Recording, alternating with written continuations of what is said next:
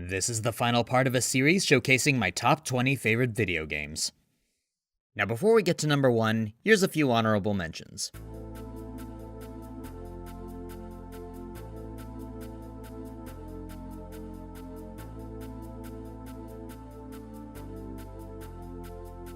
And my number 1 favorite game of all time is Metal Gear Solid 3: Snake Eater.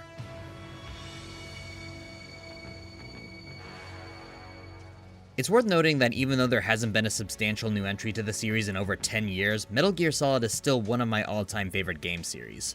And standing head and shoulders above all the other games is Metal Gear Solid 3. Snake, try to remember some of the basics of CQC. A pattern you've probably noticed on this list is that a lot of these games mechanically aren't always the first of their kind. But they managed to take what I loved about the games that came before it and refine them to what I consider their best qualities. And I know I usually start with the story for a lot of these and then talk about the gameplay second. I'm gonna switch it up here. Snake Eater fully commits to its identity as a prequel, both in its settings and in its equipment. It gives us older technology to work with, fewer resources, less infrastructure, and instead of limiting the experience, it actually adds on a new layer that feels completely unique to this game. It reinforces the feeling that you're just a pawn in a bigger game.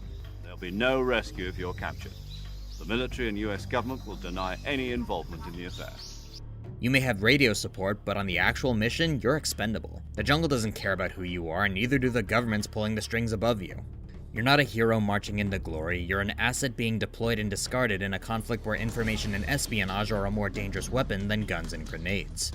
Instead of messing around in military bases and classified facilities, you're in the middle of the jungle, where there's just as many animals out to kill you as there are soldiers.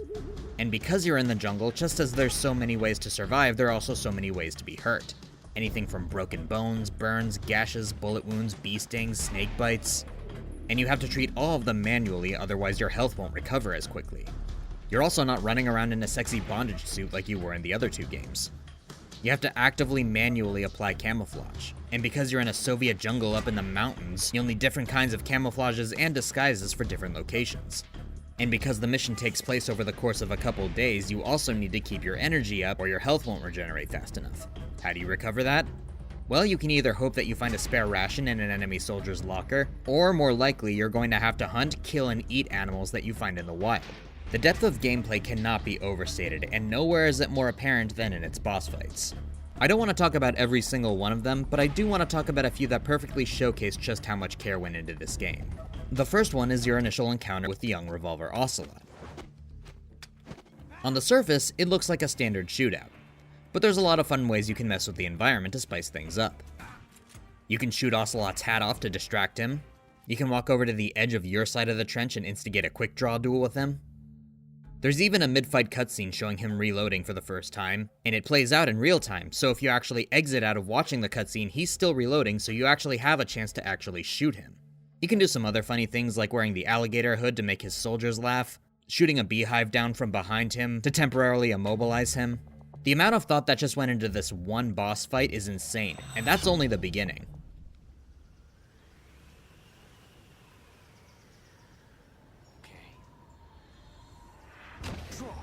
Another boss is the End, which just might be the greatest boss battle in any video game ever. It's a sniper duel stretched across multiple maps, a slow-burning test of patience, positioning, and awareness. The End's camouflage is a moss substance that's literally fused to his body, which doesn't just make him hard to spot, it also allows him to regenerate using sunlight. If you land a few shots on him, he'll stun you and relocate, forcing you to track him down all over again. He also fights non-lethally using tranquilizers, so if you black out, it isn't a game over. You just wake up in a jail cell and then you have to escape to continue the hunt. Which sounds overwhelming on paper, but because the End is also a sleepy old man, there's some goofy ways to outsmart him. In the cutscene where he first actually gets introduced, he actually gets left on the dock long enough for you to actually take him out with a sniper rifle. Doing that will let you skip the fight entirely. Another cheeky way you can actually beat him is you can actually save your game and then quit, and either push your internal clock ahead by a couple of weeks, or wait it out in real time, and he'll actually pass away of old age when you get back. In my opinion, neither of those are quite as satisfying as beating him in an actual one-on-one, but it's still a cute detail and one I appreciate. What the hell happened? Maybe it was from old age. You mean he kicked the bucket in the middle of a battle? Maybe. Well, Snake, The victory is yours. No, I don't think so. What do you mean? It was his dying wish to fight me, but I disappointed him. The penultimate one I want to talk about, though, is the Sorrow. Sad. So sad. A host of sorrows.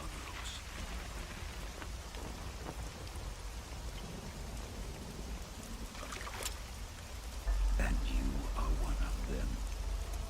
The Sorrow isn't really a traditional boss battle so much as it is a spooky hallway where you have to make it past all the souls of the people you killed thus far.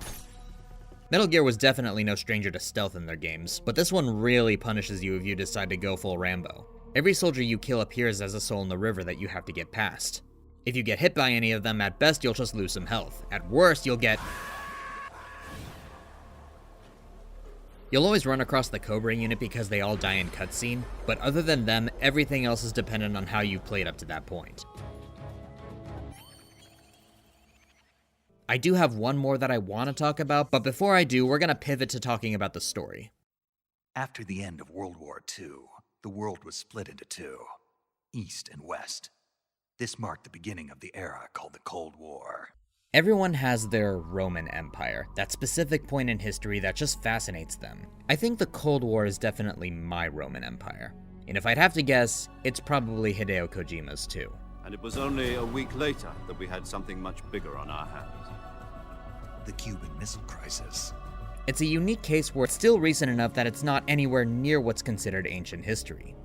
But it's still a period that we didn't and still really don't know a whole lot about, and this game takes full advantage of that.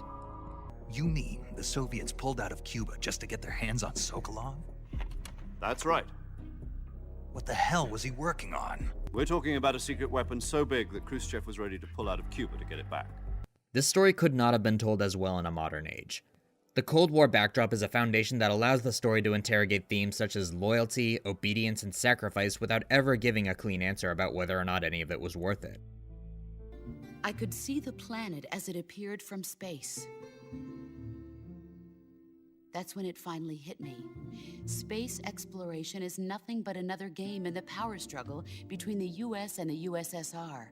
Politics, economics, the arms race, they're all just arenas for meaningless competition. I'm sure you can see that, but the Earth itself has no boundaries. No East, no West, no Cold War. And the irony of it is, the United States and the Soviet Union are spending billions on their space programs and the missile race, only to arrive at the same conclusion.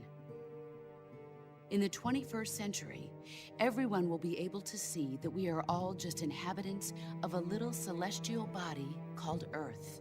And when you understand that, the game stops being a goofy James Bond-inspired spy thriller meme game and becomes a story about what it means to follow orders and who pays the price when you do. And no better way is that showcased than with the boss.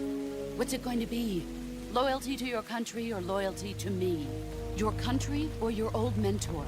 The mission or your beliefs? Your duty to your unit or your personal feelings?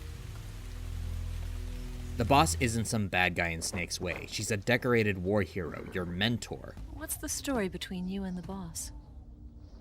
She was like a mother, and my master. And your lover? It went deeper than that. Deeper? Half of me belongs to the boss. For 10 years, we lived and died together. You couldn't possibly understand. And you think you can kill her now?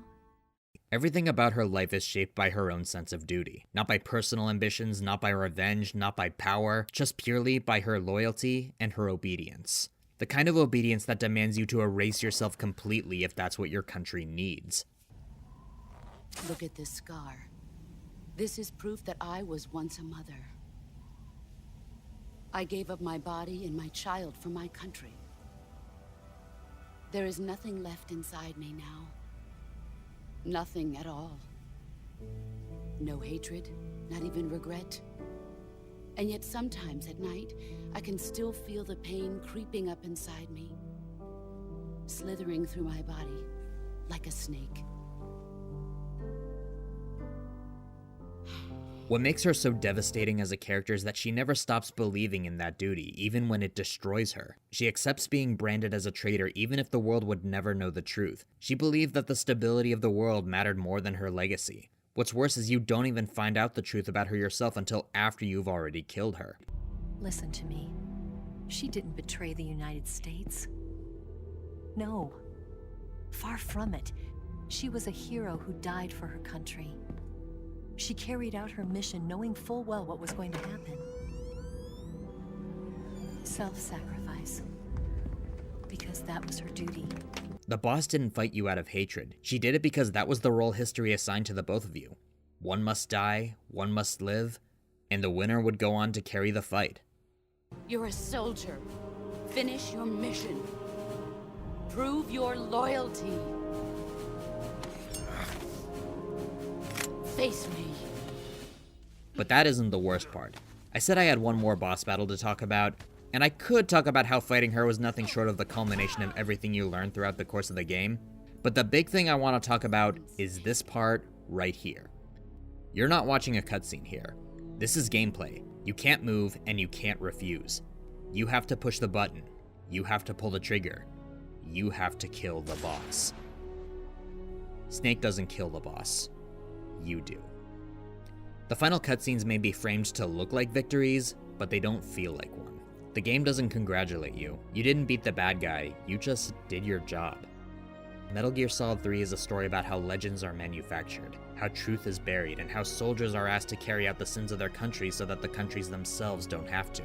It's the kind of story that could only work in the backdrop of something like the Cold War. And you also understand that it doesn't make you feel like a hero, but it never lets you forget the cost of becoming one. Which is why for me, Metal Gear Solid 3 isn't just the best Metal Gear Solid game, or even one of the best video games ever made, but after all these years, it's still my all-time favorite game.